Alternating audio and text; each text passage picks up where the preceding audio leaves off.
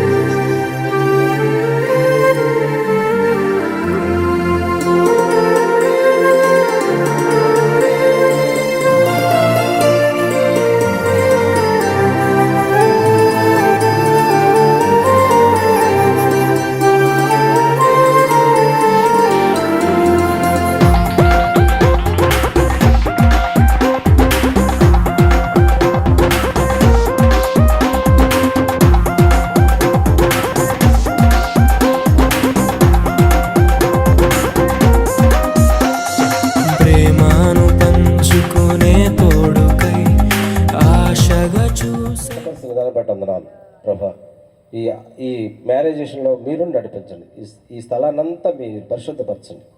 మీ ఆదిని మీ స్వాధీనం ఉంచి వాతావరణం మీ స్వాధీనం ఉంచుకోండి. వచ్చే బంధుమిత్రులందరూ సకాలం నడిపించండి ఆయన ప్రభా.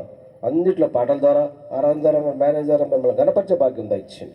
ఎక్కడ కూడా వ్యతిరేకతను పనిచేయడానికి వీల్లేదు. వాడు ప్రతి ఒక్కరిని ప్రభా మీ ఆదిని మీ స్వాధీనం సకాలం నడిపించిన ఆయన అంతా మీ ఆదిని నుంచి సమస్తం జరిగించమని అడుగుతున్నాడు. మీ ద్వారానే సాధ్యమయ్యా. అయ్యా ఈ స్థలంలో మీరు నడిపించండి. మీ ప్రేమ కృప దీవెంతో కుమ్మరించిన ఆయన ఇరువురిని దీవించిన అవైతే ప్రభా అన్నింటిలో ప్రభా ముందు నడిపించమని మీ ప్రేమ కృప దీవెంతో కుమ్మరించమని ప్రభా. దైవజనులు కూడా దీవించండి. వచ్చిన మరి మ్యూజిషియన్స్ దీవించండి. సింగర్ రమేష్ బాబు దీవించి సమస్తం సమకూర్చి అందరి ప్రభా మీ పరిచర్యలో వాడుకతో నుంచి మీరే మహిమకంత ప్రభావాలు పొందుకోమని సమస్తాన్ని మీ చేతికి అప్పగిస్తూ యేషయ్య పరిశుద్ధ నామమున అడుగుతున్నాం తండ్రి, ఆమేన్.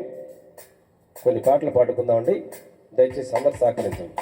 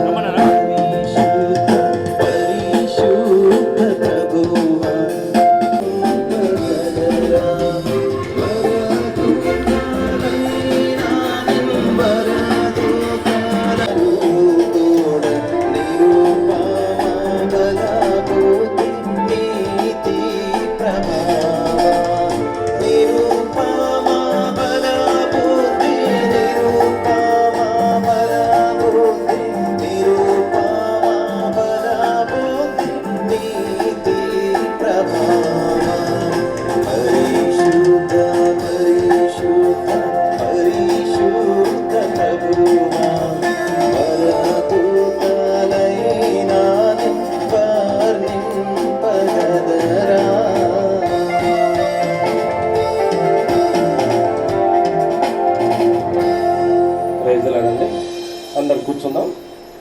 మరి సమయాన్ని మన మధ్యలో ఉన్న స్వరూప్ బ్రదర్ గారికి మాస్టర్ స్వరూప్ గారికి చెప్తున్నాను. మరి అధ్యక్షత ఇస్తారు, తర్వాత కార్యక్రమాలు జరిపిస్తారు. అందరూ కూర్చున్నాం. మీరు కూర్చోండి. ప్రార్థన చేసుకున్నాం.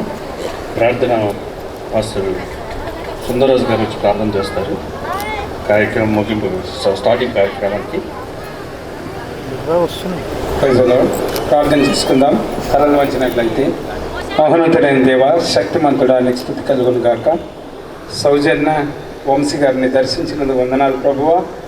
నరుడు ఒంటరి ఉండడం మంచిది కాదని చెప్పి సాటి అయిన సహకారిగా చెల్లి సౌజన్యకి ఇచ్చినందుకు వందనాలు చెల్లిస్తున్నాం ప్రభువా. మరి ముఖ్యంగా ఈ ఘనమైన ప్రభువా, పెళ్లి ఘనమైందని అన్నింటిలో కంటే పెంచావు ప్రభువా, నీకు వందనాలు. ఈ ఘనమైన పెళ్లి ఘనంగా జరిగే కృపను దయచేయి. వారి ఫ్యామిలీ కుటుంబం గురించి ప్రార్థిస్తున్నాను. ఫ్యామిలీ అంతట్లో కూడా తోడ్పడి నడిపించాలి. ఇక్కడ జరగవలసిన కార్యక్రమం అంతా కూడా జయకరంగా జరిపించి నీవుని నడిపించి గొప్ప జీవుని మనం యేసు అధికారం కలిగిన నామంలో ప్రార్థిస్తున్నా. ఆమేన్, ఆమేన్. మరి ఇప్పుడు మరొక పాట పాడుకుందామండి.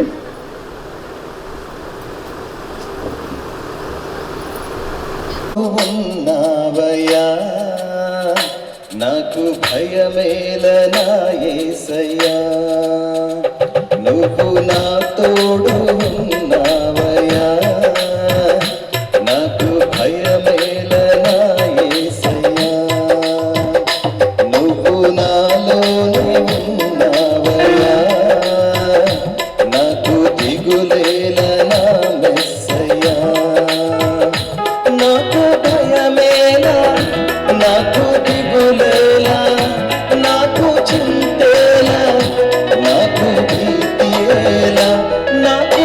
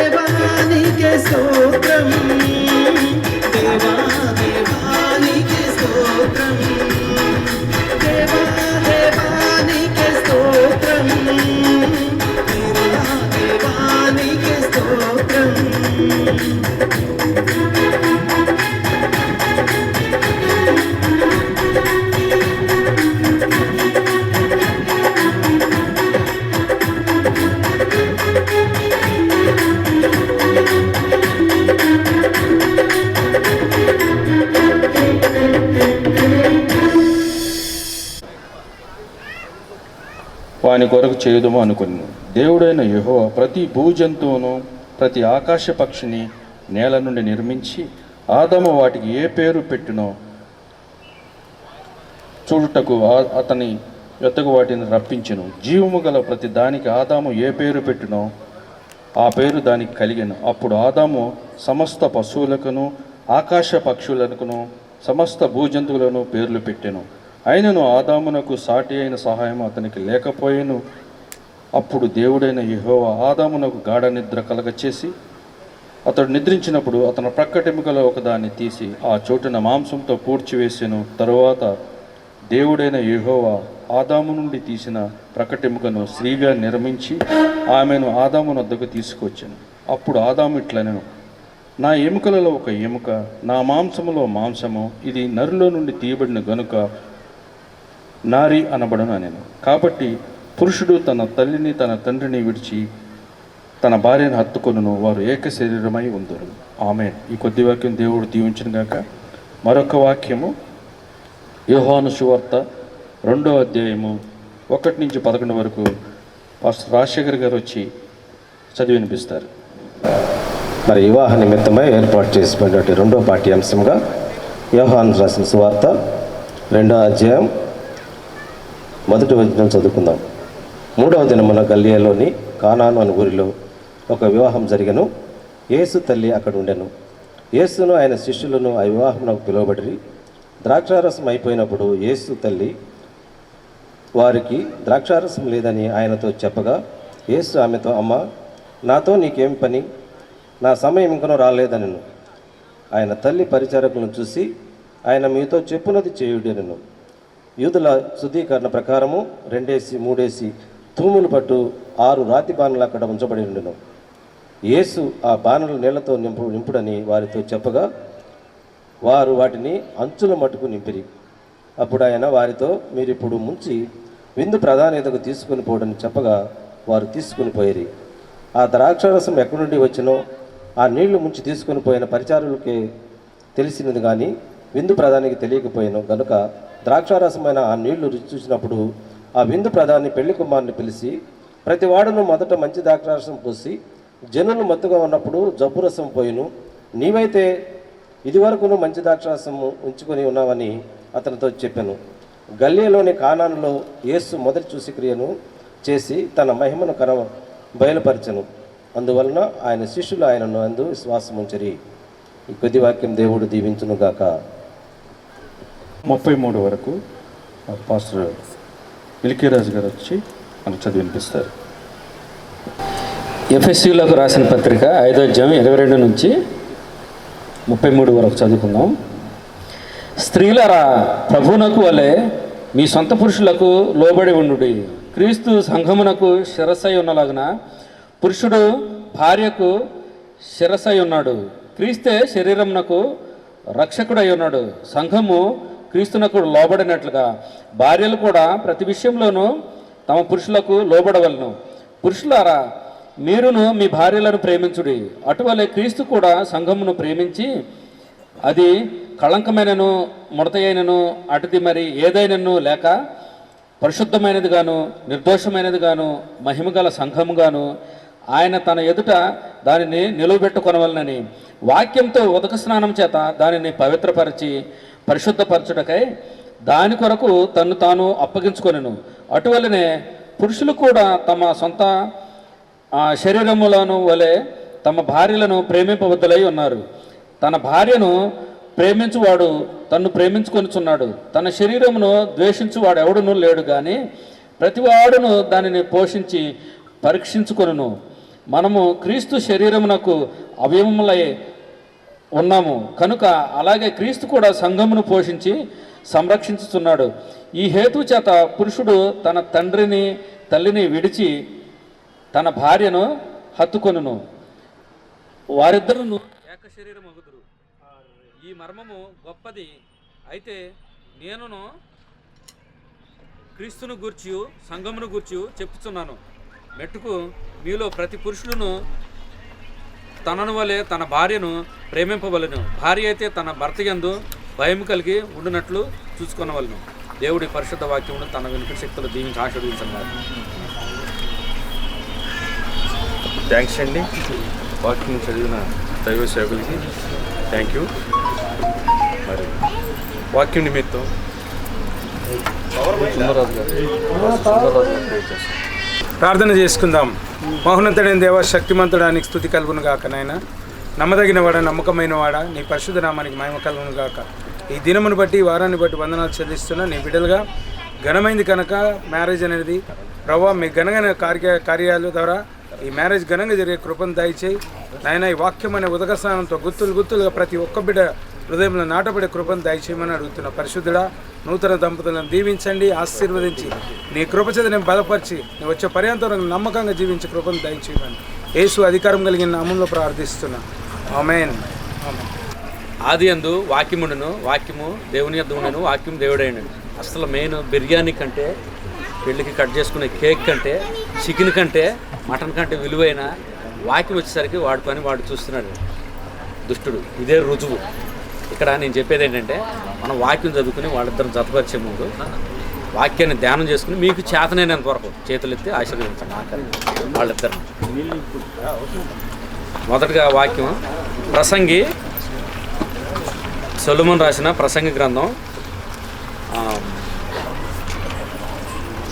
4:12 పేటల తాడు త్వరగా తెగిపోదు కదా. ఇది వేరే ఎక్కడి నుంచి తెచ్చిన వాక్యం కాదండి, ఎక్కడి నుంచి తెచ్చిన మాట కాదు. మన బైబిల్లో మనం ప్రతినిత్యం ధ్యానం చేసే బైబిల్లో 3 పేటల తాడు త్వరగా తెగిపోదు కదా. ఏమండి దీని అర్థం? 3 పేటల తాడు అంటే ఇంకా వేరే చోట్ల మైక్ లేదు కానీ చెప్పడానికి పెద్దగా, ఇంకా ముడి అని అది నానా రకాలుగా ఉంటుంది. ఒకసారి రిపీట్ చేసి చూద్దాము ఇదే వాక్యాన్ని. ఒంటరియగు ఒకని మీద మరి ఒకడు పడినట్ల ఇద్దరు కూడు వానిని ఎదిరింపగలరు. ఏమండి, ఒక్కడే ఉంటే దారిలో వెళ్తుంటే ఎవరైనా నైట్ టైంలో మీ ఏరియాలో ఇక్కడ ఉన్నాయో లేవు కానీ మాకు హైదరాబాద్లో అయితే 20 years బ్యాక్ చింతల ఏరియాలో జంగులు ఉండేది, అడుగు ఉండేది. వానిని ఎదిరింపగలరు. 3 పేటల తాడు త్వరగా తెగిపోదు కదా. ఒంటరిగా ఎవరన్నా, మాకు హైదరాబాద్లో చింతల ఏరియా ఉంది, ప్లస్ ఈఎస్ఐ హాస్పిటల్లో జంగులు, దాంట్లో మంచి రోడ్డే. వెళ్తుంటే 15 సంవత్సరాల క్రితం, పాతది, ఎక్కడో 50 ఏళ్ల క్రితం కాదండి. మేము చేసే కంపెనీలో బాయిలర్ ఆపరేటర్ ఒక ఆయన నైట్ డ్యూటీ చేసి 11 గంటలకు నడుచుకుంటూ వెళ్తుంటే జేబులో డబ్బులు 300 ఉంటే కొట్టేశారు, చేతికి వాచ్ ఉంటే కొట్టి తీసేసుకున్నారు. ఏంటంటే అక్కడ దొంగతనం ఒక్కడు ఉండటం వల్ల. అదే ముగ్గురు వెళ్తుంటే ఒక్కడు వీళ్ళ మీద పడి చేయలేరు కదా. అలానే ఇక్కడ నేను చెప్పే ఉద్దేశం ఏంటంటే, ఇందాక అది చదివారు అయ్యగారి వాక్యం ఆదికాండంలో, నరుడు ఒంటరిగా ఉండటం మంచిది కాదు. నరుడు అంటే ఒక మగవాడే కాదండి, ఆడ మనిషిని కూడా మనిషి అంటారు, నరుడే అంటారు ఇంచుమించుగా ఆటోమేటిక్గా. అర్థాలు అటు ఇటు కొంచెం అక్షరాలు అటు ఇటు అయినా నరుడు మగవాడే కాదు, ఆడ మనిషి. కాకపోతే ఆడ మనిషికి తోడు కావాలని మగ మనిషి కలిపి దేవుడు పెళ్ళి అనే సిస్టమ్ పెట్టుకొచ్చాడు. అదే మగ మనిషిని ఆడ మనిషిని మగ మనిషిని జత కలిపి చేసేదే వివాహం. ఈ వివాహం జరిగినప్పటి నుంచి కనపడేది మనకి వాళ్ళిద్దరే. చిన్న ఉదాహరణకు చెప్తాను. మీరు మన ఇక్కడ ఈ ఊర్లో అందరూ జడలేసుకుంటారు కదండి. జడేసుకున్నప్పుడు ఎన్ని కనిపిస్తాయి మనకి వెనక నుంచి చూస్తుంటే? మన పిల్లలు, ఆడపిల్లలు జడేస్తాం కదా, వేసినప్పుడు వెనక నుంచి చూస్తుంటే ఎన్ని కనిపిస్తాయి? 2 పేటలు కనిపిస్తాయి. 2 కనిపించేది? 2 అన్నవారు వాళ్ళు చేతులు ఎత్తండి ఒకసారి మీరు. 2 కదా కనిపించేది. కానీ ఇక్కడ ఒక గొప్ప రహస్యం ఉంది. 2 కాదు, అవి 3. కనిపించేది వీళ్ళిద్దరే. ఎవరండి వాళ్ళిద్దరూ? సౌజన్య, నదర్, వంశీ గారు సౌజన్య. వీళ్ళిద్దరే మనకు కనిపిస్తారు. వాళ్ళిద్దరు కాకుండా మధ్యలో వేరే వాళ్ళు వస్తే, మనుషులు లాంటి వాళ్ళు వస్తే కరెక్ట్ కాదు. అది తల్లి అయినా సరే, తండ్రి అయినా సరే, వాళ్ళిద్దరి మధ్యన ఎవరు రావాలండి? తల్లి కానీ, తండ్రి కానీ, బాబాయ్ కానీ, అక్క కానీ, ఎవరో మీరేమనుకుంటున్నారు? ఎవరో ఒకళ్ళు ఉండాలనుకుంటున్నారు. కరెక్టే కదా? కరెక్ట్ కాదు అది. ఎవరు అసలు మనుషులు అన్న వాళ్ళు ఎవ్వరు ఉండకూడదు. వాళ్ళిద్దరి మధ్యన ఒక ఆత్మ పని చేయాలి. ఎవరా ఆత్మ? మనల్ని పరిపాలించే యేసురాజు ఉండాలి. హల్లెలూయా, హల్లెలూయా అనండి అమ్మా. ఈ ఊర్లో మీకు అలవాటు లేదనుకుంటా. హల్లెలూయా అంటే జరుగును గాక, ఆమెన్ అంటే నేను హల్లెలూయా అన్నప్పుడు, నేను వాక్యం చెప్పిన ఒక 10 నిమిషాలు చెప్తాను వాక్యం. నేను హల్లెలూయా అన్నప్పుడల్లా మీరు ఆమెన్ అనండి. ఆమెన్ అన్నప్పుడు అంటే మనం మండలం ఆఫీస్కి, కలెక్టర్ ఆఫీస్కి వెళ్తాం కదా, వెళ్ళినప్పుడు ఆ ఎంఆర్ఓ గారు ఎవరో ఒకళ్ళు పట్టాల మీద వాటి మీద సంతకాలు పెట్టి మనం పేపర్లు ఇస్తారు కదా, ల్యాండ్ పేపర్లో అంటే భూమి పేపర్లో ఇచ్చినప్పుడు వాళ్ళు సంతకం పెట్టి స్టాంపు పెడల్ మనేస్తారు. వేసినప్పుడు ఏంటి దాని అర్థం? మనకు పట్టా వచ్చేసినట్టు, లేదంటే ఆ బైకు రిజిస్ట్రేషన్ అయిపోయినట్టు, లేదంటే ఆ ట్రాక్టర్, ఆ వాహనాలు, కార్లు రిజిస్ట్రేషన్ అయిపోయినట్టు. ఆమెనంటే ఇక్కడ కలెక్టర్ గారు సంతకం పెట్టిన దానికంటే బలమైంది. నేను హల్లులు విన్నప్పుడల్లా ఆమెనంటే వాళ్ళిద్దరూ జతపరచబడిన గాక అని అర్థం. మీరు పెద్దోళ్ళు ఎంతమంది పుణ్యాత్ములు ఉన్నారు, అమ్మలో, అత్తలో, పెద్దమ్మలో, కాకలో, తల నెరిసిపోయిన తాతలో. నాకు నెరిసిపోయిందిలేండి, నాకు 50 ఏళ్ళు ఇప్పుడు, నేను కూడా తాతనే. కాకపోతే మా అమ్మాయికి పెళ్ళి అవ్వలేదు, నేను తాతను కాలేదు. మీరందరూ మంచి పుణ్యాత్ములు, మీరందరూ ఆమెనంటే ఆశీర్వాదాలన్నీ వాళ్ళ మీద పడి కలకాలం చిరకాలం దీవించి వెళ్తారు. మీరు బిర్యానీ తిని ఇలా అన్నదానికంటే ఆమెను అన్నప్పుడు ఎంతో శ్రేష్ఠ. బైబిల్లో వాక్యం చాలా బలంగానే వాక్యం అండి. వాక్యం ఎలాంటి బలం కలదో తెలుసా? యేసయ్య ఇందాక వాక్యం వీళ్ళు చదివారు, వేరే పెళ్ళిళ్ళు చదువుతారు, ఇక్కడ కూడా చదవాల్సింది ఏంటంటే అయ్యగారు చదివారు ఇందాక యోహాను సువార్త 2వ అధ్యాయం 1 నుంచి రాజశేఖర అయ్యగారు చదివారు 11 వరకు. అక్కడ ఏమంటే ఒక పెళ్లిలోనంట, ఇలాంటి పెళ్లిలోనే కానాను అను ఊరిలో ద్రాక్షరసం అయిపోయింది. మన ఆచారం ఏంటి ఇక్కడ? క్రైస్తవుల ఆచారం పెళ్ళికి వచ్చిన వాళ్ళకి కొబ్బరి బొండాలు నీళ్ళు కొట్టి ఇవ్వటం, లేదంటే మినరల్ వాటర్ బాటిల్ పెట్టి ఆ చీర దగ్గర ఉంటే, ఆ చీర దగ్గర ఉంటే, ఈ చీర దగ్గర పెట్టి అది తాగటం. ఇంకా వేరే లోకాచారం అది వేరే, కళ్ళు అది వేరే, అది పక్కన పెడతాం, దాని సంగతి మనకొద్దు. ఇక్కడ ఆచారం క్రైస్తవుల పెళ్లి ఆచారంలో వచ్చిన వాళ్ళకి భోజనం పెట్టడం అలాంటివి చేస్తారు. అక్కడ ఆ రోజుల్లో పెళ్ళి కూర్చున్న చైర్లో కూర్చున్న ప్రతి ఒక్కళ్ళకే ద్రాక్షరసం అని ఉంటుంది. ద్రాక్షరసం అంటే అది వేరే వేరే బూతు మాట కాదు, తప్పు కాదు, కొంచెం తీగ. వాళ్ళ దేశంలో వాళ్ళ ప్రకారం అక్కడ కొబ్బరి బొండాలు నీళ్ళు కొట్టించినట్లు, మన ఊరిలో మన ఏరియాలో కొబ్బరి బొండాలు నీళ్ళు కొట్టించినట్టు, లేదంటే థమ్సప్ బాటిల్ ఇచ్చినట్టు అలాగా అక్కడ ఆచారం. డ్రమ్ములు ఉన్నాయండి, అలాంటి డ్రమ్ములు అంటే రాతి పానంలో, ఆ రోజుల్లో ఆ రాతి పానంలో ద్రాక్షరసం పోసి వచ్చిన పెళ్ళికి వచ్చిన ఇలాంటి పెద్దలందరికీ గ్లాసుల్లో లేదంటే బాటిల్లో చిన్న చిన్న లోటాలు ఉంటాయి కదా, మగ్గుల్లో పోషిద్దామని ఆశ పెడితే సగం మందికి వచ్చిన తర్వాత ద్రాక్షరసం అయిపోతే అక్కడ ఒక లోటే కదా, వచ్చిన వాళ్ళందరూ వెనకాల కూర్చున్న వాళ్ళందరూ ఈడేం రే బాయ్ దిమ్మక్ లేనోడు, ఏం పెళ్ళి ఇది, ఏం వివాహం అని తిట్టుకుంటారు కదా. తిట్టుకోకుండా అక్కడ యేసయ్య ఉన్నాడు. యేసయ్య ఉండబట్టి ఒక సమస్య పరిష్కారం చేయబడింది. శిష్యులను పిలిచి, మీరు ఆ తొట్టులు అంటే ఇక్కడ డ్రమ్ములు అనుకోండి, ఈ రోజుల్లో డ్రమ్ములు, పాతకాలం నాటి మన చిన్నప్పుడు తొట్లు ఉన్నాయి, ఇప్పుడైతే డ్రమ్ములు. ఆ డ్రమ్ముల్లో నీళ్లతో నింపండి అని చెప్పాడు. నీళ్లతో నింపి, ఆయన సృష్టికర్త, యేసయ్య సామాన్యమైన వాడు కాదు. చిన్న మాట ఆయన నోటితో పలకపోయినా మనసులో అనుకున్నా కానీ ఆయన వెనకాల దూతలు ఉంటారు, దేవదూతలు ఉండి వచ్చి నీళ్ళని ద్రాక్షరసంగా మార్చేశారు. ఇప్పుడు అక్కడ ఉన్న 12 మంది శిష్యుల్ని పోషించేసేయండి అన్నారు. అంటే మనకు అక్కడ బిర్యానీ అయిపోయింది అనుకోండి, సాయంత్రానికి కొంతమంది వచ్చి కాళ్ళు చేతులు తెరిపోతారు, చికెన్ కానీ మటన్ కానీ ఏం పెట్టుకుంటే అది అయిపోయింది అనుకోండి. ఇక్కడ యేసయ్య ఉంటే ఆమె అనగానే అక్కడ కార్యం జరిగిపోద్ది. ఉత్తుపుణ్యానికే వచ్చేసేసి అందులో బిర్యానీ పడిపోద్ది, మన కంటికి కనపడవు. అలానా అక్కడ నీళ్లను ద్రాక్షరసంగా మార్చాడు యేసయ్య. మార్చి శిష్యులు ముంచమనగానే ముంచిచ్చేశారు. మేము జబ్బు ద్రాక్షరసం ఇస్తారయ్యా, చాలా కల్తీ చేసి ఇస్తారు, మందిని చూసి మజ్జిగ పలసన అంటారు చూసారా, మందిని ఎక్కువైపోతే మధ్యలో నీళ్లు పోస్తారు, లేదంటే కొన్ని హోటల్లో గట్టిగా ఉన్న చట్నీని ఎక్కువ మంది వస్తే నీళ్లు పోసేసి ఇలా తిప్పేసేస్తారు. అలా లేదయ్యా, డూప్లికేట్ లాగా కల్తీ లేదు, ఒరిజినల్ కంటే ఎక్కువ మంచి టేస్ట్ ఇచ్చే ద్రాక్షరసంగా ఉందయ్యా, ఇది ఎక్కడి నుంచి తెచ్చారు అని అడిగితే ఆ యజమానికి అర్థం అవ్వాలా, అంటే పెళ్ళు ఓనర్ గారు, అది ఆయన పెళ్ళు ఓనర్ గారు, ఆయనకి అర్థం అవ్వాలా ఎక్కడి నుంచి తెచ్చారు. అలాగా అక్కడ యేసయ్య చిన్న మాట పలికితేనే ఇంత కార్యం జరిగింది.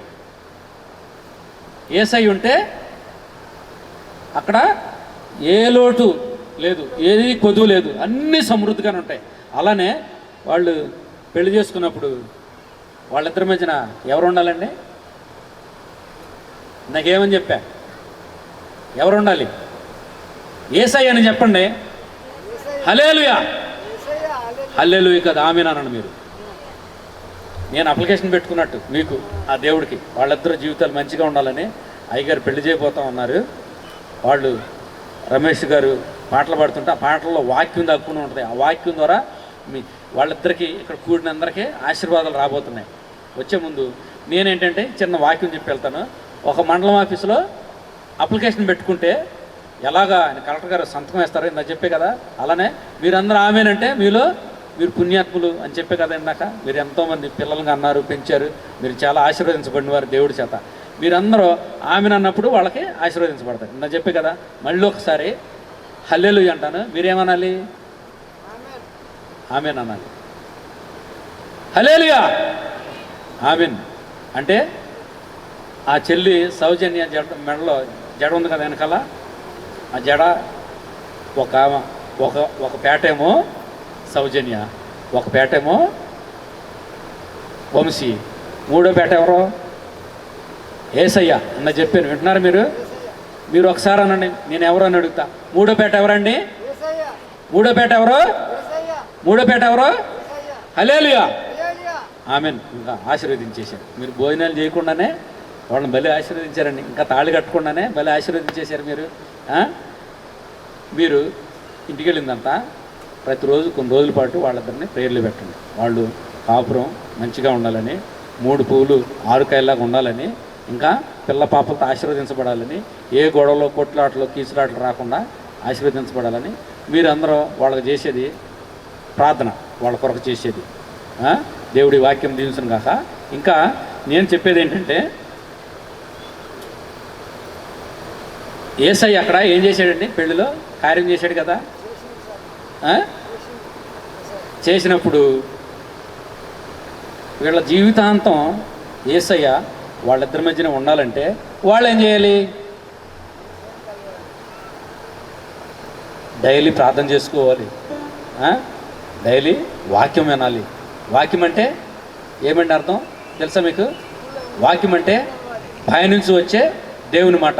ఒకసారి యెషయా గ్రంథం 55వ అధ్యాయం 10వ వచనం చదవండి. యెషయా గ్రంథం 55:10. మైక్ పట్టుకోండి.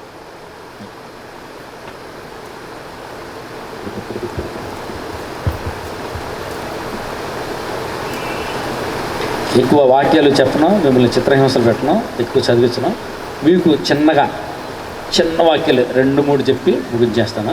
మీరు నేను హల్లెలూయా అన్నప్పుడల్లా ఆమెనంటే చాలు.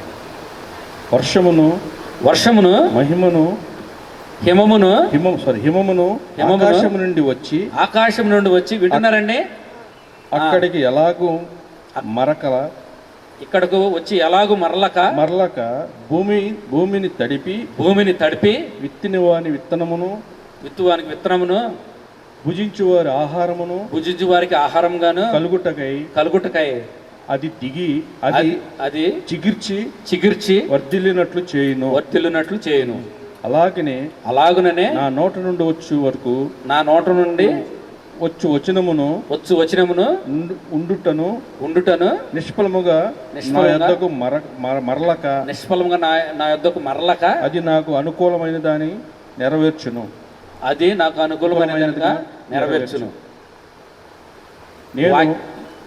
చాలండి. ఈ వాక్యం అర్థం ఏంటంటే, ఆకాశం నుంచి వర్షం పడటం.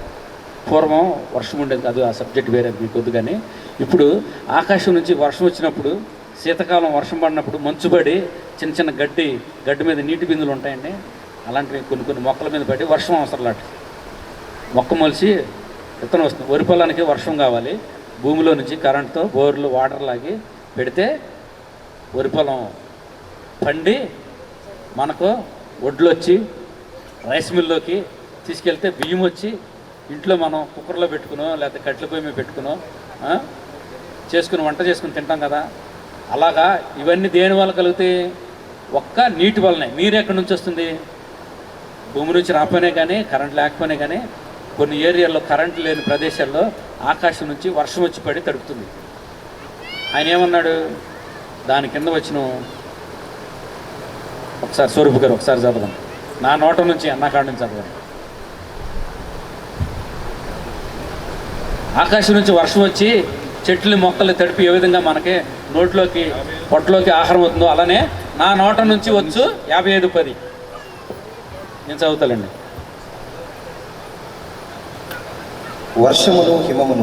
వర్షమును హిమమును ఆకాశం నుండి వచ్చి అక్కడికి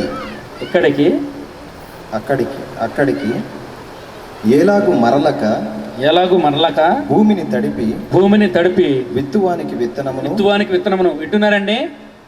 ఆకాశం నుంచి హిమమును మంచు అంటే వర్షం వచ్చి విత్తనాన్ని తడిపి ఏమండి భూమిని తడిపి విత్తువానికి విత్తనమును. విత్తనం వేస్తేనే కదా ఒక బస్తా ఒడ్లేసి అవన్నీ చేస్తేనే కదా ఒక ఎకరం పంట పండేది. ఎకరానికి సుమారు 40 బస్తాలు ఏదైనా 30 బస్తాలు వస్తాయి.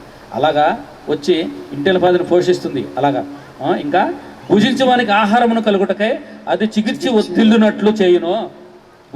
నా నోటి నుండి వచ్చు ఈ మాట వచనమును ఉండును. ఈ మాట వినండి, చాలా జాగ్రత్తగా వినండి. అలాగున నా నోటు నుండి వచ్చు వచనమును ఉండును. నిష్ఫలముగా నా యొద్దకు మరలక అది నాకు అనుకూలమైన దానిని నెరవేర్చును. నేను పంపిన కార్యమును సఫలము చేయను. ఏమండి మాట పైనుంచి వస్తే వర్షం ఎలాగొస్తుందో దేవుడు ఎక్కడ ఉన్నాడండి? కామన్గా మనం సహజంగా చెప్పుకునేది ఆకాశంలో నివసిస్తూ ఉంటాడు. ఆకాశం అంటే పరము. కొన్ని ట్రాన్స్లేషన్లో మీకు అర్థమైపోయినా దేవుడు పైన ఉంటాడు అని మాట వరుస అంటాం కదా. నా నోట నుంచి వచ్చి మాట అంటే దేవుడికి నోరుంది.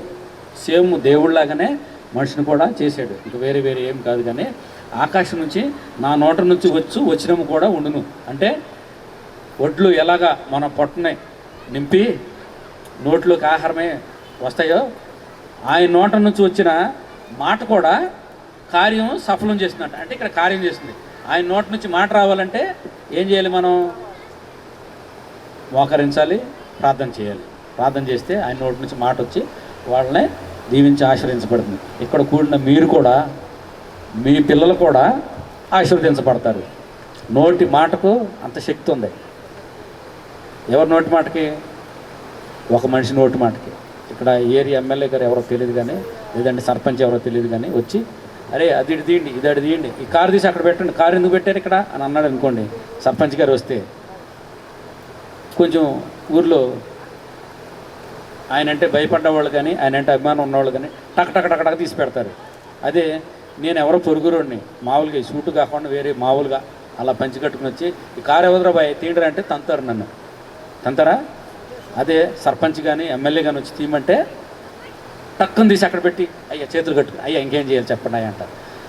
మరి సర్పంచ్కి ఎమ్మెల్యేకి ఎంత పవర్ ఉంటే దేవుడి నోటికి మాట ఎంత పవర్ ఉండాలండి?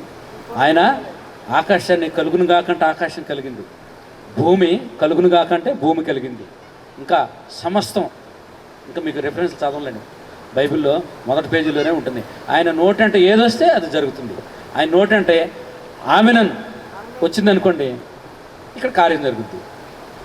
ఆమెనని ఆయన నోటి అంటే కాదు, మీ నోటి అంటే కూడా వస్తే మీలో కూడా దేవుడు ఉన్నాడు.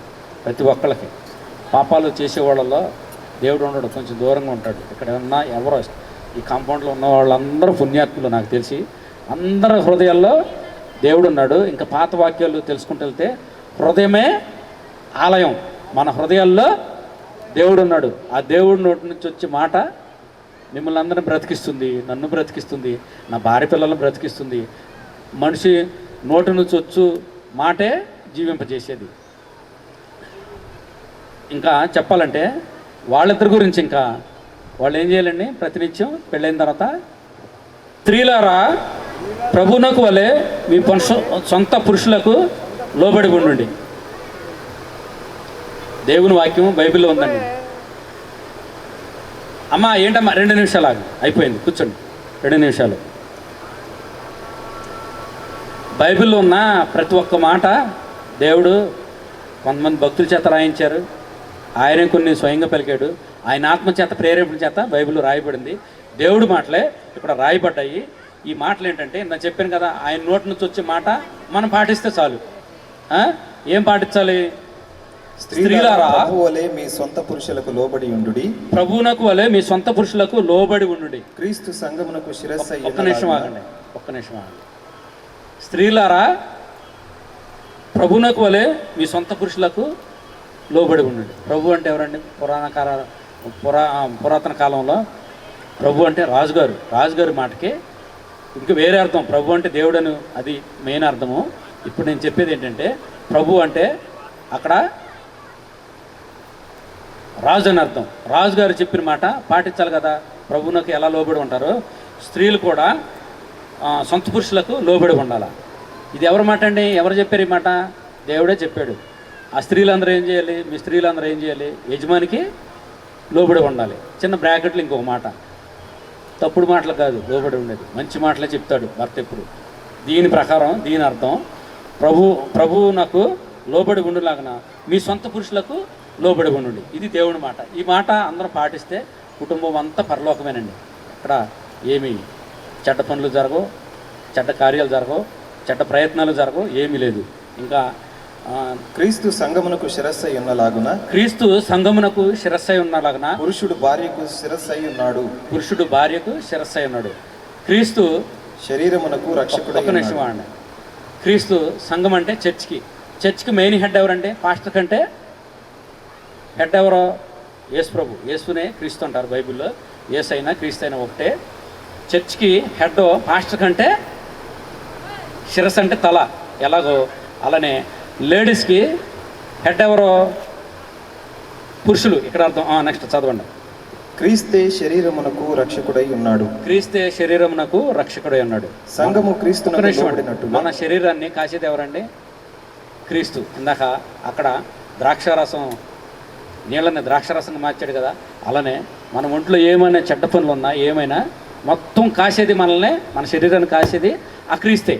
క్రీస్తు అంటే చెడ్డ పనులు, వేరే చెడ్డ పనులు చేయకోకుండా, దొంగతనం, వ్యభిచారం అలాంటివి చేయకోకుండా, పాపాలు చేయకోకుండా మంచి పనులు చేసినంత కాలం క్రీస్తు మనల్ని, మన శరీరాల్ని, మన భార్యల్ని, మన భర్తల్ని, మన పిల్లల్ని అందరినీ కాస్తూ ఉంటాడు. ఎప్పుడండి? మనం ఆయన మాటకు లోబడి ఉన్నప్పుడు. ఇక్కడ రాసి ఉన్న మాటలన్నీ మనం లోబడి ఉన్నప్పుడు. నెక్స్ట్ ఇంకా చదవండి. సంఘము క్రీస్తునకు లోబడినట్టుగా భార్యలు కూడా ప్రతి విషయములోనూ తమ పురుషులకు లోబడవలెను. భార్యలు కూడా ప్రతి విషయంలో పురుషులకు లోబడి ఉండాలి. ఇక్కడ చెప్పింది ఓన్లీ ఇప్పటి వరకు భార్యలు పురుషులు లోబడి ఉండాలి. ఇంకా నెక్స్ట్ తర్వాత చూద్దాం. చదవండి. పురుషులారా మీరును మీ భార్యలను ప్రేమించుడి. అటువలే క్రీస్తు కూడా సంఘమును ప్రేమించి అది కళంకమైనను ముడతైనను అట్టిది మరి ఏదైనను లేక పరిశుద్ధమైనది గాను నిర్దోషమైనది గాను మహిమగల సంఘము గాను ఆయన తన ఎదుట దానిని నిలువబెట్టుకొనవలెనని వాక్యముతో ఉదక స్నానము చేత దానిని పవిత్రపరిచి పరిశుద్ధపరచుటకై దాని కొరకు తన్ను తాను అప్పగించుకొని. చాలండి. ఏమండి ఇక్కడ ఎంత పొడుగుంది, మీ బుర్ర పాడైపోతుంది. నేను చిన్నగా చెప్పేది ఏంటంటే ఇక్కడ ఏమన్నాడంటే స్త్రీ మాత్రమే కాదు పురుషులకు లోబడి ఉండేది. ఒకవేళ బలహీనంగా చిన్న ఏమైనా పొరపాట్లు చేస్తే తప్పులు కానీ పొరపాట్లు కానీ చిన్న అంటే మళ్ళీ మీరు వేరే ఏదో ఆలోచించిన అవసరం. పొరపాటున భర్త జేబులో 100 రూపాయలు తీసినా 10 రూపాయలు తీసినా అలాంటి చిన్న తప్పుల్ని భర్త ఏం చేయాలండి? క్షమించాల. ఈయన ఏమని క్షమిస్తే ఈయన ఎవరు క్షమిస్తారు? ఇక్కడ దీని అర్థం చాలా పొడవు ఉంది, మీకు అర్థం అవ్వలే, సింపుల్గా టైం అయిపోతుంది, ముగించేస్తాను. యేసు ప్రభు ఈయన్ని క్షమించాల. యేసు ప్రభు దేవుడు ఈయన్ని ఎప్పుడు క్షమిస్తాడంటే ఈయన ఆమెను క్షమించినప్పుడు. అర్థమైందండి? హల్లెలూయా అట్లా మర్చిపోయారండి మీరు, అనట్లేదు. మీరు ఇక్కడికి వచ్చి ఏం చేయాలి? ఆమెనంటేనే వాళ్ళిద్దరిని మీరు ఆశీర్వదించినట్టు. ఆమెనంటే ఇందాక ఏమని చెప్పారండి? దేవుడు ఒక స్టాంప్ వేసి కలెక్టర్ సంతకం పెట్టిన దానికంటే పవర్ఫుల్. ఒక ఎమ్మెల్యే కానీ, ఒక సర్పంచ్ కానీ, మండలం ఆఫీస్కి వెళ్తే ఆర్ఓ కానీ, ఎంఆర్ఓ కానీ, కలెక్టర్ గారు కానీ ఏమన్నా స్టాంప్ వేసి సంతకం పెడితే దానికి ఎంత వాల్యూ అండి. ల్యాండ్ రిజిస్ట్రేషన్లు అయిపోతాయి, బైకులు రిజిస్ట్రేషన్ అయిపోతాయి. వీటన్నిటికంటే పవర్ఫుల్ సృష్టికర్త అయిన యెహోవా. మనం ఆమెనంటే ఆయన కూడా ఆమెను అంటాడు. అప్పుడు ఏమని టిక్ ఎలా పడుతుంది? హల్లెలూయా. మళ్ళీ పెద్దగానండి, ప్రతి ఒక్కరూ ఇక్కడ టెంట్లో ఉన్న ప్రతి ఒక్కరూ హల్లెలూయా హల్లెలూయా హల్లెలూయా ఆమెన్. దేవుడి పరిశుద్ధ వాక్యం దీవించి ఆశీర్వదించను గాక. ఆమెన్. ఏకమైపోతున్నారు. ఇప్పుడు వరకైతే ఎవరికి వారిగా ఉన్నారు. పరిశుద్ధ గ్రంథం నుంచి ఒక వాక్యం చదువుకుందాం. సామెతలు 31:10. గుణవతి అయిన భార్య దొరుకుట అరుదు, అట్టిది ముత్యము కంటే అమూల్యమైనది. పెనిమిటి ఆమె యందు నమ్మిక ఇంచును. అతని లాభప్రాప్తికి వెలితి కలగదు. ఆమె తాను బ్రతుకు దినములన్నీ అతనికి మేలు చేయను కానీ కేడ్యమీ చేయదు. Praise the lord. ఇప్పుడు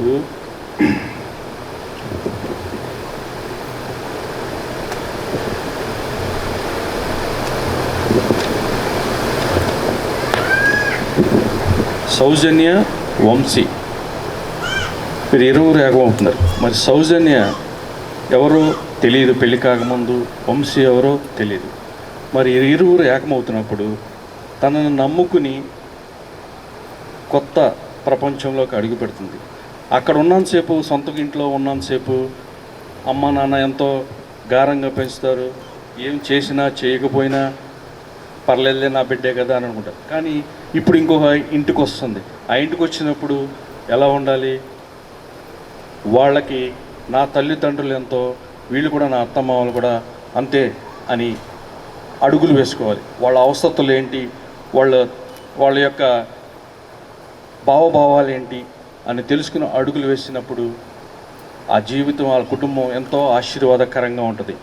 అలాగే నేను నా ఇంట్లో ఉన్నప్పుడే నాకు ఉంటానులే, నేను నా ఇష్టం వచ్చినట్టుగా ఉంటానంటే అది కాదు. అట్లాగే తన నమ్ముకుని వచ్చినప్పుడు ఆ భర్త కూడా నన్ను ఎంతో నమ్ముకుని వచ్చింది అని ఎంతో ప్రేమగా తన అవసరత ఏంటో, తన అక్కర్లేంటో అన్నీ నేను ఇలా ఉంటాను, మనం ఇలా నడుచుకుందాం అని ఇద్దరు కలిసి ఏకంగా నిర్ణయం తీసుకుని అడుగులు వేస్తే దాంతోపాటు చిన్న సమస్యలు వస్తాయి. వచ్చినా కానీ అటు పేరెంట్స్ నుంచి రావచ్చు, ఇటు పేరెంట్స్ నుంచి రావచ్చు. వచ్చినా కానీ అది ప్రార్థనాపూర్వకంగా వారి ఇరువురి మధ్యన కూర్చుని అది సాల్వ్ చేసుకుంటే జీవితం ఎంతో హ్యాపీగా సాగిపోద్ది. అప్పుడు ఇరు కుటుంబాలు ఎంతో హ్యాపీగా ఉంటాయి. ఈ రోజుల్లో చూస్తున్నాం ఎలా ఉంటుంది, పెళ్లి చేసుకుంటున్నారు, 2-3 నెలల తర్వాత కొట్లాట్లు, సమస్యలు అన్నీ వస్తున్నాయి.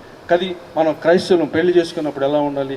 ఇరువురు కలిసి ఆత్మీయంగా అడుగులు వేయాలి. చెప్పారు కదా, మూడో వ్యక్తి ఎలా అంటే వీరి మధ్యన దేవుడు ఉండాలి.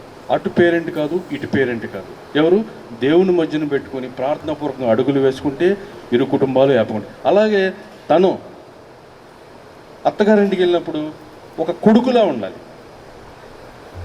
సమస్యలు రేపెచ్చేవాడుగా ఉండకూడదు. ఎలా? ఒక కొడుకులాగా, ఓకే నా అల్లుడు వస్తున్నాడంటే నా కొడుకు వస్తున్నాడు అనాలి. అలాగే నా కోడలు వచ్చిందంటే నా కూతురు లేని లోటు నా కోడలు తీస్తుందని ఇరు కుటుంబాలు అలా హ్యాపీగా జీవించాలి. ఆ రీతిగా ఇరువురు అడుగులు వేసుకుంటే వీరి జీవితాలు హ్యాపీగా సాగిపోతే నెక్స్ట్ జనరేషన్ కూడా వాళ్ళని కూడా వాళ్ళ పిల్లలను కూడా అలాగే నేర్పించి అడుగులు వేపిస్తారు. దేవునితో ఎప్పుడైతే కలిసి అడుగులు వేసామో సమస్యలనే మన దగ్గరికి రావు. సమస్యలని దూరంగా పెట్టుకుంటాం. సమస్య అనేది మనకు రాకుండా దేవుడు కాపాడతాడు. మనగా తీర్మానం తీసుకుని మనకు సొంత అడుగులు వేసుకుంటే అది ఎలా ఉంటుందంటే అది దేవుడికి ఇష్టపూర్వకంగా ఉండకపోవచ్చు, ఇరు కుటుంబాలకు ఇష్టపూర్వకంగా ఉండకపోవచ్చు, అది చాలా సమస్యలుగా ఉంటుంది. కాబట్టి మనం చెప్పవలసింది ఏంటంటే ఇరు కుటుంబాలు ఈ ఇరువురు ఏకరీతిగా ఏక ఆలోచనతో అడుగులు వేసుకుంటే హ్యాపీగా ఇరు కుటుంబాలకి, సమాజానికి, అందరికీ బాగుంటుంది. ఈ కొద్ది వాక్యం దేవుడు దీవించిన కాక చిన్న ప్రార్థన చేస్తాము. తర్వాత మ్యారేజ్ ఘట్టంలోకి వెళ్ళిపోదాం. చాలా సమయం అయిపోయింది. చిన్న ప్రార్థన చేస్తాం. గొప్ప దేవుడు, ఆశ్చర్యకరుడా, నీకు వందనాలు తండ్రి. నీ కృపా కనికరం కలిగిన దేవా, మరి ఇప్పుడు వరకు నైనా నడిపించినందుకు, వాక్యం ద్వారా మీరు మాట్లాడినందుకు మీకు వందనాలు తండ్రి. మరియు వారి మధ్యన మీరు ఉండాలని చెప్పేసి వాక్యం ద్వారా మీరు మాట్లాడారా, మీ కృప చూపించండి. మరి జరగబోయే మ్యారేజ్ అంతట్లో మీరు తోడుగా ఉండి సహాయం చేయండి. మీ సన్నిధాత్మ నింపండి. మీ అగ్ని కుమ్మరించి మీ అభిషేకంతో నింపి గొప్ప మెరాకిల్ చేయండి. మరి ఇరువురు కుటుంబాలు హ్యాపీగా జీవించే భాగ్యం దాయిచేయండి. వాక్యానుసారంగా అడుగులు వేసే భాగ్యం దాయిచేయమని నజరుడైన యేసు నామములో అడుగుచున్నాం తండ్రి. Amen, amen. ఇప్పుడు ఒక చిన్న పాట పాడుకుందామండి, 2 చరణాలు. తర్వాత మ్యారేజ్కి వెళ్దాం. Praise the lord. కలిసి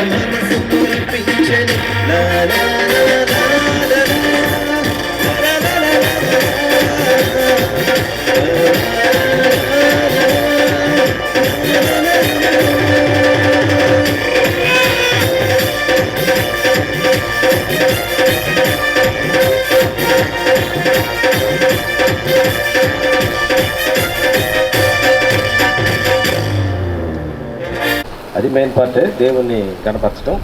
రెండవది ఏంటంటే ఇద్దరు జతపరిచే పార్ట్ అన్నమాట ఇది. కనుక అందరూ సహకరించాలి. ఎవరు కూడా మాట్లాడకుండా సహకరించినట్లయితే త్వరగా కార్యక్రమం ముగించుకుందాం. ఆకలి అవుతుంది అందరు కదా, ఆకలి తీరిపోతుంది త్వరలో.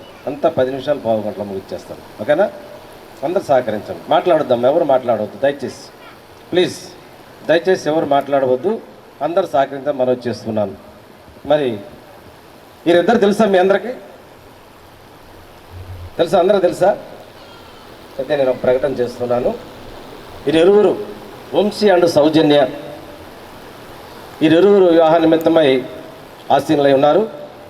మరి వారిద్దరూ జతపడటానికి అవకాశం లేదు. మేము అబ్జెక్షన్ చెప్తున్నాము. వీళ్ళు మ్యారేజ్ చేసుకోవడానికి, వీళ్ళు పెళ్లి చేసుకోవడం ఇష్టం లేదు, మాకు చేసుకోకూడదు అని అబ్జెక్షన్ చెప్పేవాళ్ళు ఎవరు ఉన్నట్లయితే న్యాయమైన కారణాలు ఉండాలి. ఏది ఒట్టి మాట అంటాం కదండి, దాని కారణం చూపించాలి, న్యాయమైన కారణం. అలాంటి వాళ్ళు ఎవరైనా మీలో ఉన్నట్లయితే మరి చేయడానికి వీలు లేదంటే ఈ సమయంలో అబ్జెక్షన్ చెప్పాలి. లేదంటే మ్యారేజ్ అయిన తర్వాత ఎవరు కూడా మౌనంగా ఉండవలసిందే. కనుక ఇది దేవుని కార్యక్రమం కనుక ఎవరైనా అబ్జెక్షన్ చెప్పాలంటే ముందే తెలియచేయండి. ఎవరు ఉన్నారా? ఎవరు లేనప్పుడు మాకందరికి ఇష్టమే, వీళ్ళిద్దరు జతపడటం, వీళ్ళు భార్యాభర్తలు కావడం నాకు ఇష్టమే అన్న వాళ్ళు ప్రతి ఒక్కరు మీ కుడి చేయి ఎత్తి చూపించండి. కుడి చేయి ప్రతి ఒక్కరు ఎత్తాలి. ఒక్కరు ఎత్తపోయినా మ్యారేజ్ చేయండి. నేను అటు ఫోటో తీయండి. ఆ కుడి చేతులు అందరూ ఫోటో తీయండి. ఎందుకంటే రేపు పొద్దున సాక్ష్యం వీళ్ళే ఏంటి, రేపు పొద్దున సాక్ష్యం వీళ్ళే కనుక అందరిని ఫోటో తీయాలి. దయచేసి అందరు చేయి పైకి ఎత్తనమ్మ, బాగా కనపడేట్టు చెత్తాలి. ఓకే కదా? సరే, వీరిద్దరు నిలబడినట్టయితే వీరితో మాట్లాడతాం. నిలబడి కొంచెం మీ ఇద్దరు. మరి సౌజన్య అండ్ వంశీ వీరిరువురు మరి మ్యారేజ్ చేసుకోవడానికి సిద్ధమై ఉన్నారు. మరి వంశీని అడుగుతున్నాను, మరి సిస్టర్ గారిని మ్యారేజ్ చేసుకోవడానికి ఇష్టమేనా? ఒక్క నిమిషం. లేదంటే ఆమె ప్రలోభం పెట్టి నన్ను మ్యారేజ్ చేసుకోకపోతే నేను అది చేస్తా ఇది చేస్తాను, మాకు బలం ఉంది, అది ఉంది, ఇది ఉంది అని ఏమైనా భయపెట్టి చేస్తున్నారా? లేదంటే ఆయనకి ఇష్టపూర్తిగా పెద్దల సమక్షంలో ఇష్టపూర్తి చేసుకుంటాడా? మరి వంశీని అడుగుదాం. చెప్పు వంశీ, ఏమైనా భయపెట్టిందా నిన్న? ఏమన్నా లేదా? ఏం భయపెట్టలేదు కదా? లేదా నువ్వు చేసుకోకపోతే నేను అది చేసుకుంటానని ఏమన్నా భయపెట్టిందా? నీ ఇష్టపూర్తి చేసుకున్నావు పెద్దల సమక్షంలో. Very good, thank you. Next మరి సౌజన్య, మరి వంశీ ఏమన్నా నిన్ను భయపెట్టి అది చేస్తాను ఇచ్చాను, లేదంటే నువ్వు అక్కడ కనపడ్డ బస్ స్టాప్లో నిన్ను ప్రేమించాను, నువ్వు నాకు నచ్చావు, నువ్వు నాకు తప్పకుండా పెళ్లి చేసుకోవాల్సిందే, చేసుకోకపోతే నేను ఊరుకోను అని అట్లా దౌర్జన్యంగా చేసి ఏమైనా చేసుకుంటున్నాడా? లేదా ఇష్టపూర్తిగా చేసుకుంటున్నావా? ఇష్టంగానే చేసుకుంటావు. Very good. ఏం భయపెట్టలేదు, ప్రలోభం లేదు. పెద్దల ఇష్ట ప్రకారం, అందరి ఇష్ట ప్రకారం వాళ్ళు ఇరువురు ఇష్టపడి చేసుకుంటున్నారు. Thank you. మరి మీరు ఇష్టపడ్డారు, వాళ్ళు ఇష్టపడ్డారు, నాకెందుకు మధ్యలో చెప్పండి? నీకు ఇష్టమే కాబట్టి నేను మ్యారేజ్ చేస్తాను. ఓకేనా? చప్పట్లు కూడా దేవుని గారు పరుద్దాం సార్, బిగ్గరగా అందరూ కలిసి చప్పట్లు కొడదాం, దేవుని గారు పరుద్దాం. సరే, ఈ సమయంలో ఒక పాట చరణం వరకు చాలు.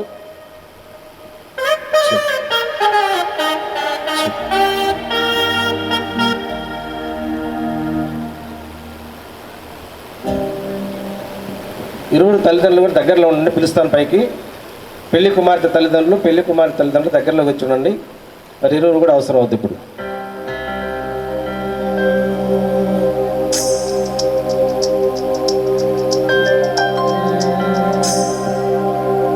శోభ వెల్లువాయగా ప్రాభవంబు చల్లగా విగుడు కృపను చల్లగా ప్రభువు వల్ల మీరిలా వేడుకైనది మీ వివాహము.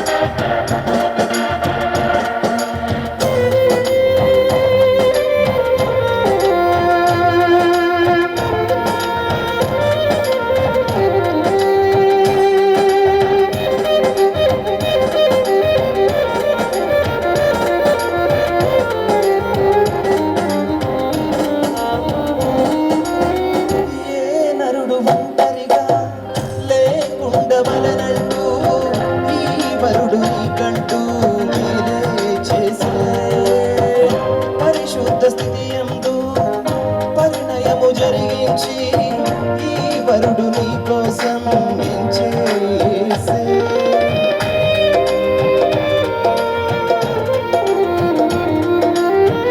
ఏ నరుడు ఒంటరిగా లేకుండవలనంటూ ఈ వరుడు నీకంటూ మేలే చేసే పరిశుద్ధ స్థితి యందు పరిణయము జరిగించి ఈ వరుడు నీ కోసం చేసే శోభవెల్లు హాయగా ప్రభవంబు చల్లగా విగుడు కృపను చల్లగా ప్రభువు వల్ల మీరిన వేడుకైనది మీ వివాహము. ఇరువురొక్కటయ్యే చక్కని తరుణాన వేలను ముచ్చటైన మీపై విరివా. ఈ స్త్రీని నీ భార్యనిగా చేసుకొని ఈమెను మాత్రమే హత్తుకొని ఉందువా? హత్తుకొని ఉండును. కదా, హత్తుకొని ఉండును. ఓకేనా? సౌజన్యాన్ని నీవు, వంశాన్ని ఈ పురుషుని నీవు నీ భర్తనుగా చేసుకొని ఇతన్ని మాత్రమే హత్తుకొని ఉందువా? హత్తుకొని ఉండును. Okay, thank you. చప్పట్లు కూడా దేవుని కనపరుద్దామండి. ఇరువురు తల్లిదండ్రులు రావాలి పైకి. ఇరువురు తల్లిదండ్రులు పైకి వచ్చినట్లయితే ఇరువురు తల్లిదండ్రులు అమ్మాయి తరపున అబ్బాయి తరపున త్వరగా రావాలండి.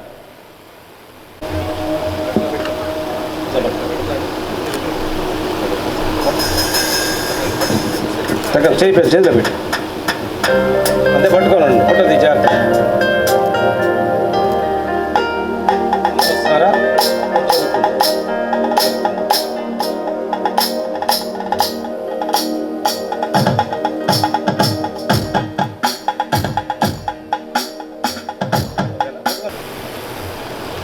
వంశీయాన్ని నేను సౌజన్యాన్ని నిన్ను ఇది మొదలుకొని దేవుని పరిశుద్ధ నిర్ణయం చొప్పున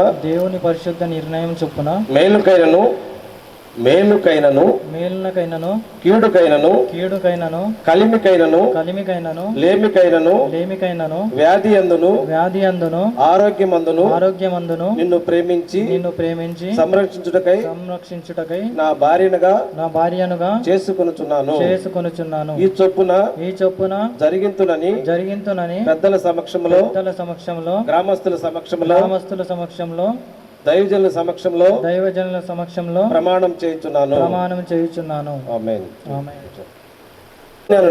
సౌజన్యాన్ని నేను వంశాన్ని నిన్ను వంశీ అను నిన్ను ఇది మొదలుకొని ఇది మొదలుకొని దేవుని పరిశుద్ధ నిర్ణయం చొప్పున దేవుని పరిశుద్ధ నిర్ణయం చొప్పున నిర్ణయం చొప్పున మేలుకైనను మేలుకైనను కీడుకైనను కీలుకైనను కీడుకైనను కీడుకైనను కలిమికైనను కలిమికైనను లేమికైనను లేమికైనను వ్యాధి అందును వ్యాధి అందును ఆరోగ్యమందును ఆర్యగమనందును నిన్ను ప్రేమించి సంరక్షించి నీకు లోబడుటకై నా భర్తనుగా చేసుకొనుచున్నాను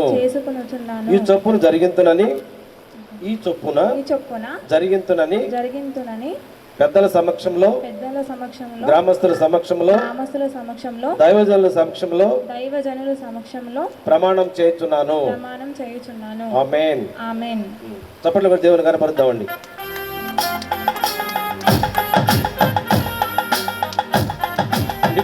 రింగులు తీస్తాను.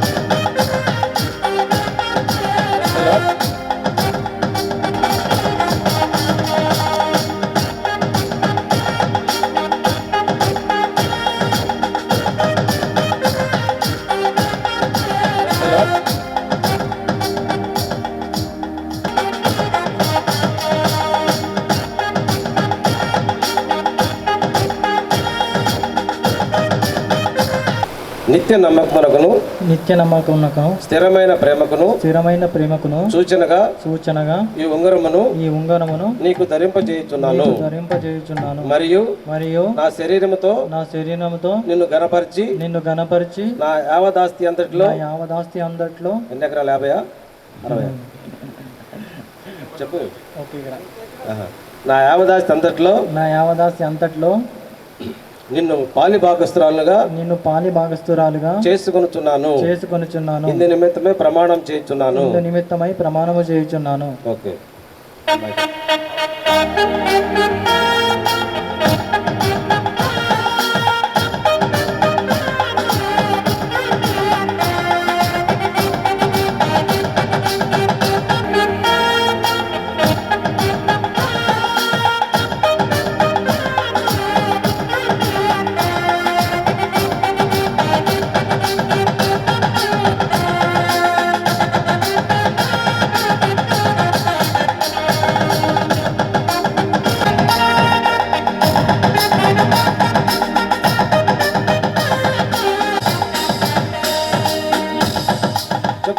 చెప్పు. నిత్య నమ్మకమునకును స్థిరమైన ప్రేమకును సూచనగా ఈ ఉంగరమును నీకు ధరింప చేయుచున్నాను మరియు నా శరీరముతో నిన్ను గణపరిచి నా యావదాస్తి అంతట్లో నిన్ను పాలి భాగస్తునిగా చేసుకొనుచున్నాను ఇందు నిమిత్తమై ప్రమాణం చేయుచున్నాను ఓకే. చప్పట్లు కూడా కనపడతాం దేవుడు. దండలు తీసుకోండి. దండలు తీసుకోండి.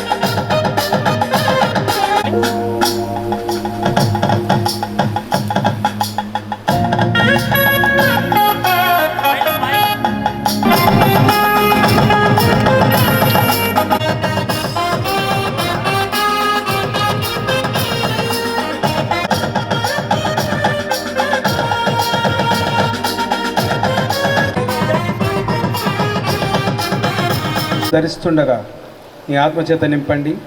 ఆ ఉంగరం చూసినప్పుడల్లా ప్రభు భార్యకు భర్తకు భార్యను గుర్తొచ్చే కృపను దయచేసి వారి మధ్యలో మీరుండి నడిపించండి. కృపచేతని బలపరచండి. నూతన పరిచయం నిమ్మని ఈ నూతన దంపతులు సమృద్ధి అయిన దీవెనతో నింపమని యేసు నామంలో ప్రార్థిస్తున్నా. ఆమేన్.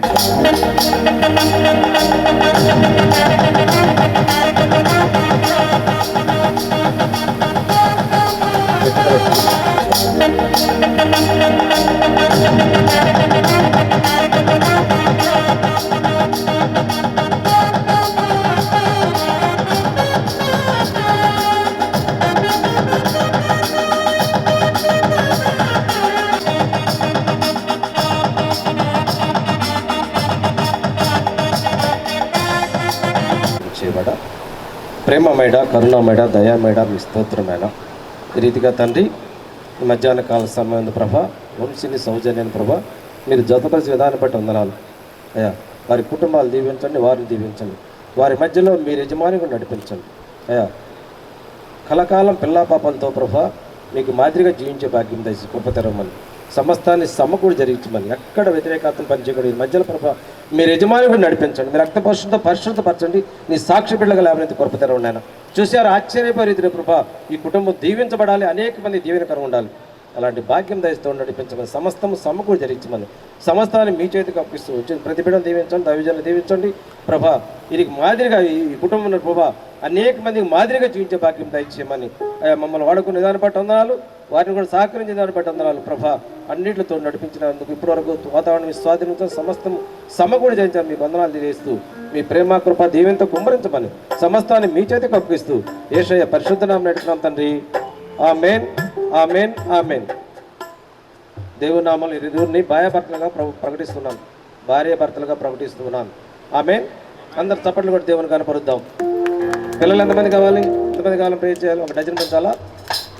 చెప్పండి. ఇద్దరు చాలా? ఇద్దరు చాలంట. అందరు ఇద్దరు కావాలని ప్రార్థన చేద్దామా? ఓకే, చిన్న ప్రార్థన చేస్తారు స్వరూప్ గారు, ఏకీభవిద్దాం. పరిశుద్ధుడనైనా గొప్ప దేవుడా, ఆశ్చర్యకరుడని వందనాలు తండ్రి. మరి ఈ ఇరువురిని సౌజన్యాన్ని వంశీని ఏకపరిచిన వందనం స్థితిని బట్టి మీకు వందనాలు తండ్రి ప్రభా.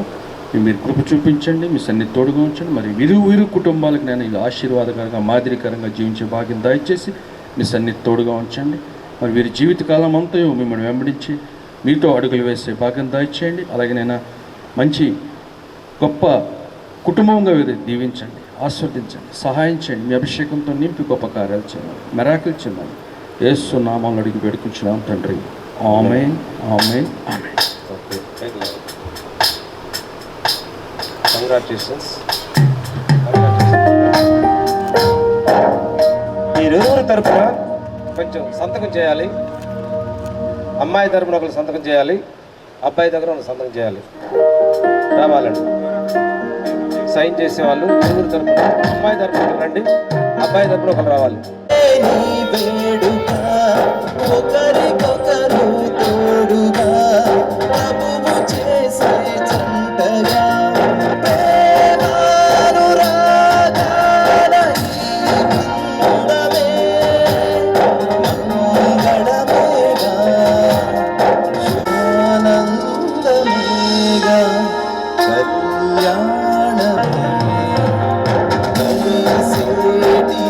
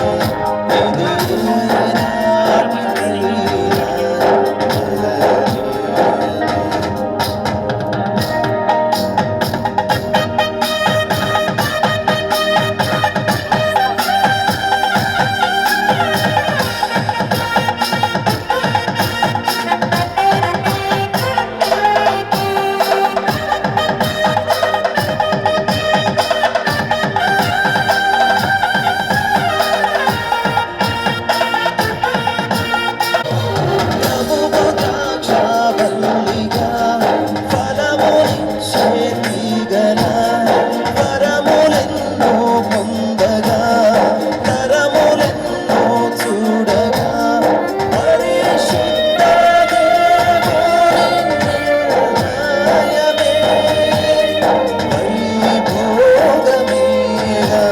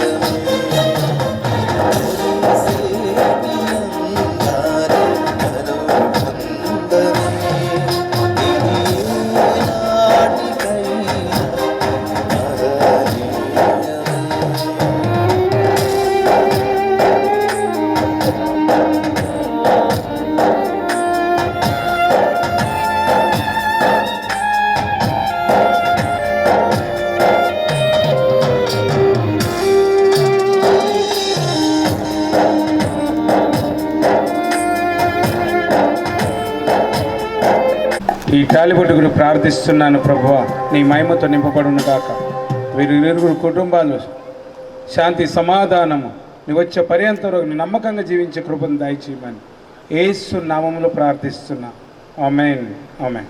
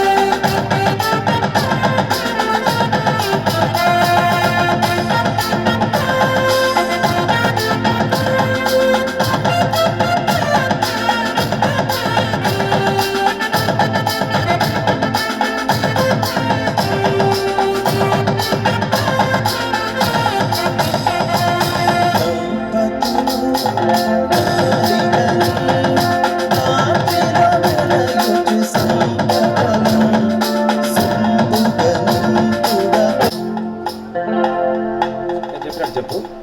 నిత్య నమ్మకమునకును నిత్య నమ్మకమునకు స్థిరమైన ప్రేమకును ప్రేమకును సూచనగా ఈ మంగళసూత్రమును నీకు ధరింపచేయుచున్నాను.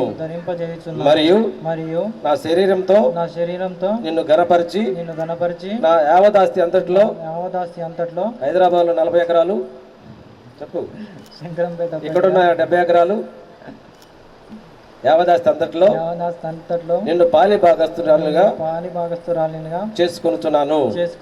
ఇందు నిమిత్తమై సంఘస్థుల మధ్యలో దైవజనుల మధ్యలో దేవుని సన్నిధిలో ప్రమాణం చేయుచున్నాను. ఓకే, ఎవరు తల్లిదండ్రులు కాదు కావాల్సింది. ఎలాగంటే 2 మాటలు, నేను 2 మాటలు ముగిస్తాను, మీరు ఎవరు ఇబ్బంది పడవద్దు. ఒక చోట ఒక సంఘటన జరిగింది. ఏం జరిగిందంటే, భార్య భర్త కొట్లాడుకున్నాడు. ఏం జరిగిందంటే, భార్య ఏం చేసిందంటే వాళ్ళ తల్లిగారికి ఫోన్ చేసి, అమ్మా మా ఆయన నన్ను కొట్టాడే, ఆయన అంటారా భర్త నన్ను కొట్టాడే అని చెప్పింది. చెప్పినప్పుడు ఆమె ఏం చేసిందంటే, నువ్వు ఇంటికి వచ్చేవే 10 లక్షలు ఇచ్చి కొన్నావు వాడిని, ఏంటి వాడిని 10 లక్షలు ఇచ్చి కొన్నావు, వాడే వస్తా నువ్వు ఇంటికి రానదు. బ్యాగ్ సర్దుకొని ఇంటికి వెళ్ళిపోయింది. సంవత్సరం అయింది, 2 సంవత్సరాలు అయింది, ఫోన్ రాట్లా, అటు రాట్లా, ఇటు రాట్లా. తర్వాత ఆ గ్రామస్తులు అమ్మాయి ఇంటికి వచ్చి అడుగుతారంట, అమ్మ మీ అమ్మాయి భర్త దగ్గర పోవట్లేదా, భర్తని వదిలేసిందా, మంచి సంబంధం చెప్పమంటారా అని అడుగుతున్నారు. ఒక్క చిన్న మాట కోసం ఏమైంది, వెళ్ళిపోయారు. చిన్న మాటే. అదే ఒకరు ఓర్చుకుంటే ఎలా ఉంటుంది? ఓర్పు అనేది ఏం చేస్తుంది? సహిస్తుంది. ఓర్పు అనేది ఏం చేస్తుంది? ప్రేమ ఉంటే ఏం చేస్తుంది? సహించే గుణం వస్తుంది. అవును కదా? ఒక మనిషి మీద ప్రేమ ఉంది మనకి. ప్రేమ ఉన్నప్పుడు ఏమన్నా ఏం చేస్తాం? పానీలే మనోడలే, పానీలే మన అమ్మాయిలు అంటాం లేదా? అదే ప్రేమ వీళ్ళిరువురు కలిగి ఉండాలి. అదే దేవుని ప్రేమ. దేవుని ప్రేమ అంటే ఎలా ఉందంటే, ప్రాణం పెట్టినందుగా ప్రేమించాడు దేవుని మనల్ని.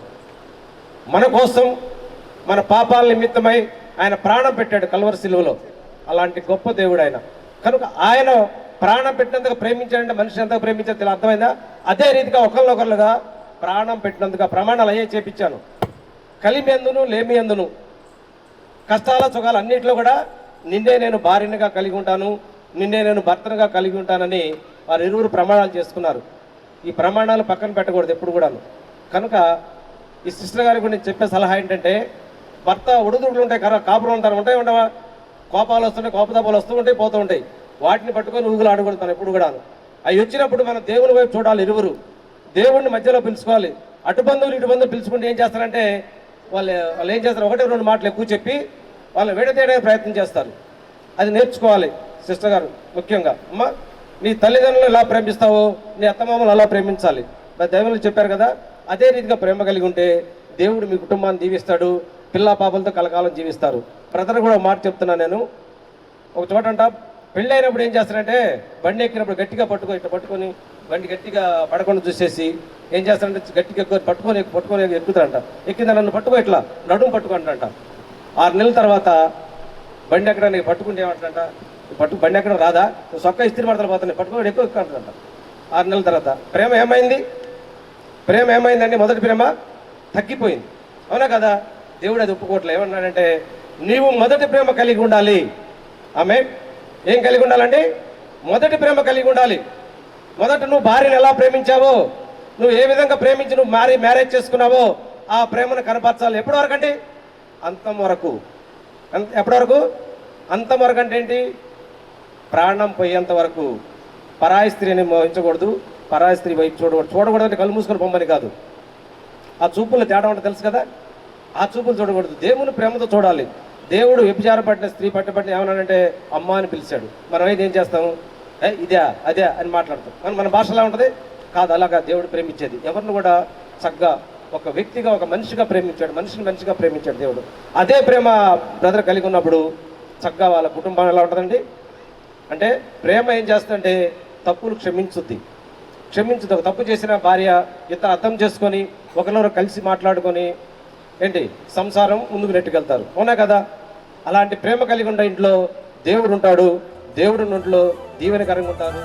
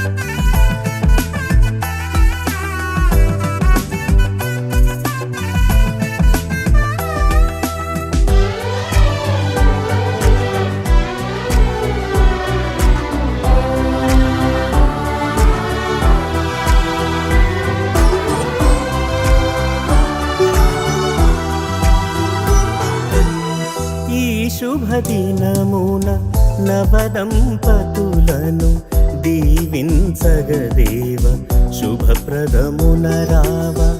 ఈ శుభదినమున నవదంపతులను దీవించగదేవ శుభప్రదమున రావ.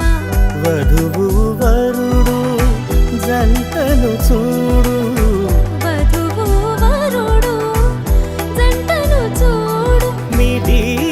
దీవెనలతో నింపుము నేడు కళ్యాణ వైభోగమే. ఇది కానాను వివాహమే, ఇది కళ్యాణ వైభోగమే, ఇది కానాను వివాహమే. ఈ శుభదినమున నవదంపతులను దీవించగదేవా శుభప్రదమున రావా. క్రీస్తునందు ప్రియులారా, పరిశుద్ధ గ్రంథం ఇలాగ సెలవిచ్చుచున్నది. దేవుడైన యెహోవా నరుడు ఒంటరిగా నుండుట మంచిది కాదు, వానికి సాటి అయిన సహాయమును వాని కొరకు చేయుదుననుకొనెను. అప్పుడు ఆదాము ఇట్లనెను, నా ఎముకలలో ఒక ఎముక, నా మాంసములలో మాంసము, ఇది నరునిలో నుండి తీయబడిన గనుక నారి అనబడును.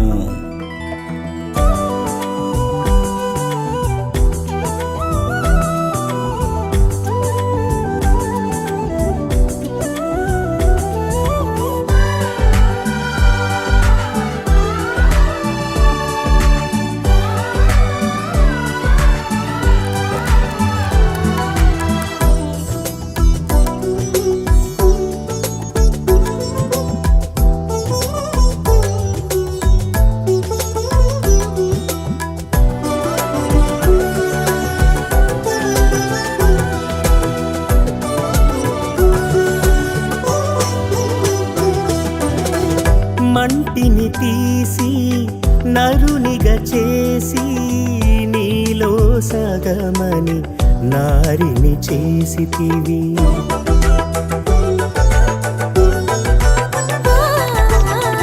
మంటిని తీసి నరునిగా చేసి నీలో సగమని నారిని చేసితివి. సుఖ దుఃఖములలో ఈ వధువరులను, సుఖ దుఃఖములలో ఈ వధువరులను ఒకరికి ఒకరని దీవించుము దేవా, ఒకరికి ఒకరని దీవించుము దేవా. కళ్యాణ వైభోగమే ఇది కానాను వివాహమే, ఇది కళ్యాణ వైభోగమే ఇది కానాను వివాహమే. ఈ శుభదినమున నవదంపతులను దీవించగదేవా, శుభప్రదమున రావా.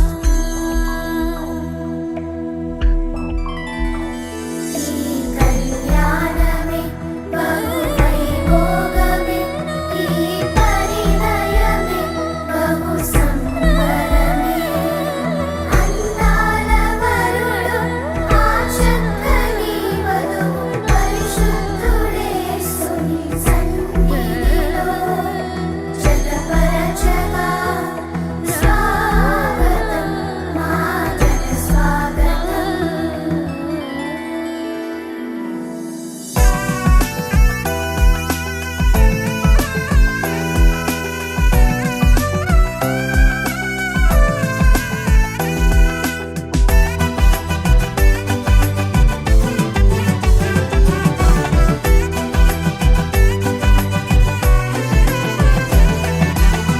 కానా ఊరిలో అక్కరలెరిగి ద్రాక్షారసముగా మార్చెను నీళ్లను.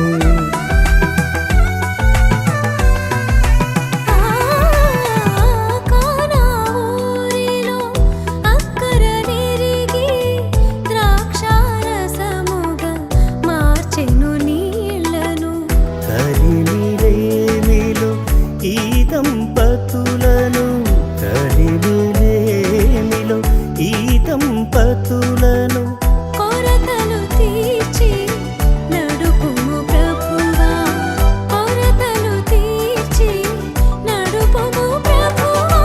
కళ్యాణ వైభోగమే ఇది కానాను వివాహమే, ఇది కళ్యాణ వైభోగమే ఇది కానాను వివాహమే. ఈ శుభదినమున నవదంపతులను దీవించగదేవ, శుభప్రదమున రావ.